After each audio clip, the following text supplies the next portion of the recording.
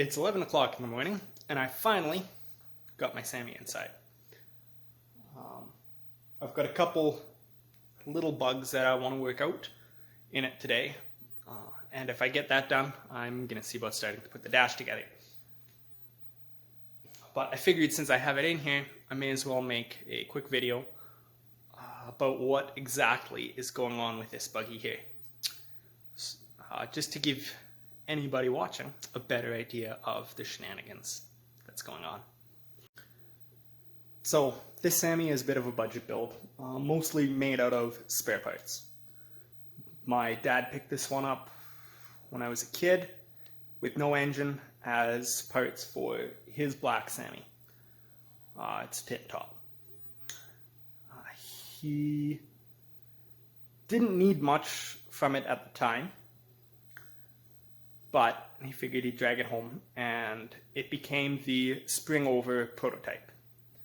So, first thing that was ever done was the frame and the body were separated, and it got a homemade spring-over kit put in, and sat that way for probably a decade. Frame was out in the field, tiny little tires on it, if it even had tires on it. Just spring-overed, and the body and all the interior parts were in a shed. And he pulled the transmission, just because transmission on his was going, so just so he could have a spare.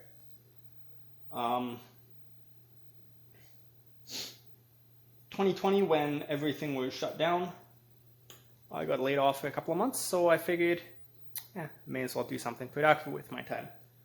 And I had a Vitara that I decided I would make a Sammy out of. Stripped it down, pulled the power plant. So this engine is 2.0, 2.3. They're the same exterior. The only difference is the bore. This is actually a 2.3 out of an Aerio. Long story short, that was in my Vitara. So I pulled the 2.3 and I pulled the automatic out of the Vitara. Trail Tough makes a little adapter bushing that allows you to shove a Sammy intermediate drive shaft into your Vitara transmission. And I picked that up, and I was $75 into this buggy. I'm currently a little bit more than $75 into it. I think I'm still under $1,000 at the moment, but long story short, it's an Aerio 2.3 running on the 2-liter powertrain control module with the automatic out of a Vitara, also running off the same powertrain control module that it came with out of the Vitara. The engine bay is a little bit of a mess because it is not completely assembled. Like my power steering reservoir is just kind of hanging there. The airbox needs to be cut out and changed for a snorkel and maybe some spicier stuff in the future. Exhaust manifold, which has to come from a Vitara. If you're swapping a 2-liter into one of these, you need a Vitara, or a 2.3 or a 2-liter. You need the Vitara exhaust manifold. And a couple other things from Vitaras, like this coolant pipe and the outlet on the back of the block for this coolant pipe for rear-wheel drive applications. I know I'm using the Vitara throttle body. I can't remember why I'm using the Vitara throttle body. And intake manifold. I'm sure there was a reason, but I don't remember why. I have a forklift rad in here because this Sammy never came with a rad, and the Vitara one physically won't fit between the frame rails. So I had to make something work. along with a thermostat housing that if I get time today, I'm going to rework because that one leaks. Something I just welded up out of a header bend piece. It was U-bend, so I still have half of it somewhere. And a piece of sheet metal.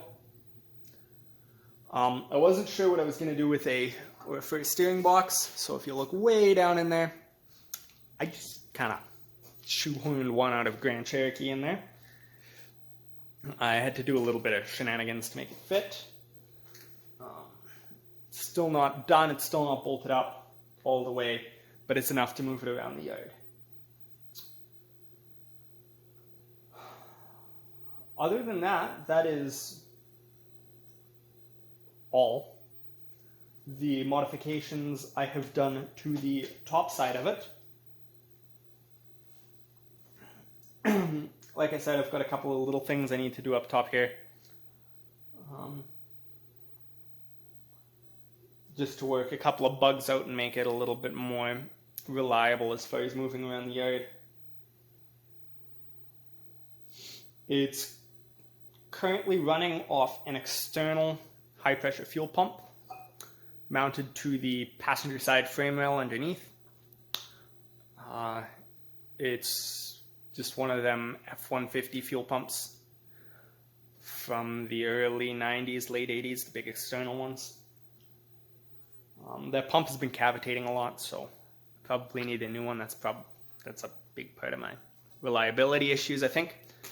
Just because I have a filter in front of it. There was a lot of rust in the tank.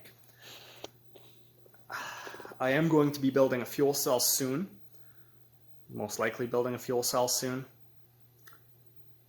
I'd like to use aluminum for that.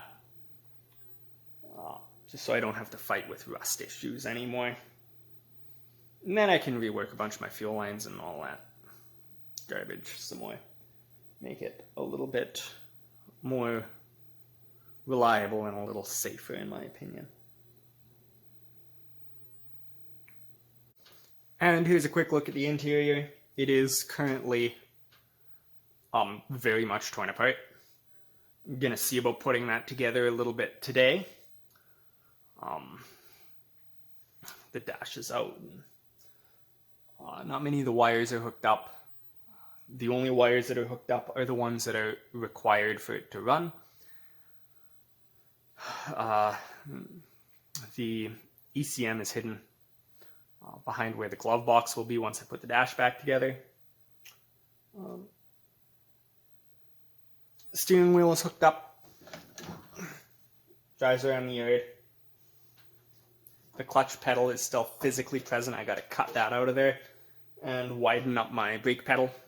I kept the pedal out of the Vitara and I'm just going to weld that on top.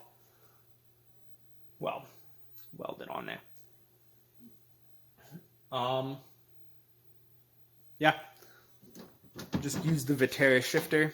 All the linkages are there. It's just a cable, so realistically I could put it wherever I wanted. Because of all the clearancing and stuff, I had to open up my transfer case shift hole a little bit more. And because of the wider transmission, rather than what a lot of people do, is they just cut the sides off the tunnel and slant it out. I actually cut my tunnel down the center and patched some sheet metal in the middle and just made it wider. I think it's a little more subtle. Mind you, I have a big automatic transmission shift lever right there. Just not as subtle.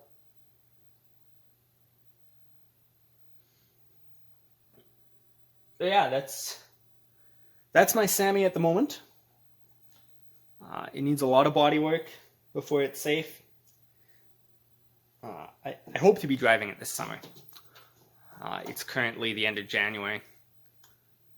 I hope to have it safe-ish to drive by summer and get it insured. Run around local a little bit. I'll make sure it's reliable. Beat around the bush a little bit. Make sure it's capable, not going to blow up on me.